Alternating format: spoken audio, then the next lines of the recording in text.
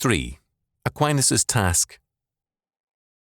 It should be noted that it was the truths of revelation which Aquinas sought to establish, far more than the Arminian Protestant thinkers who are his philosophical heirs.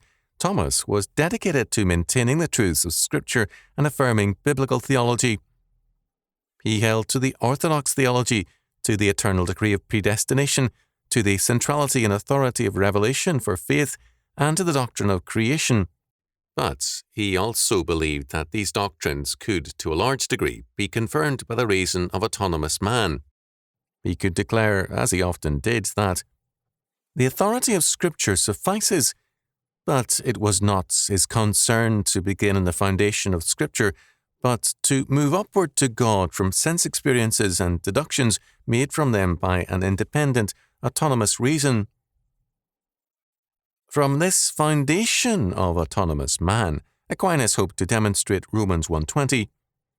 For the invisible things of him from the creation of the world are clearly seen, being understood by the things that are made.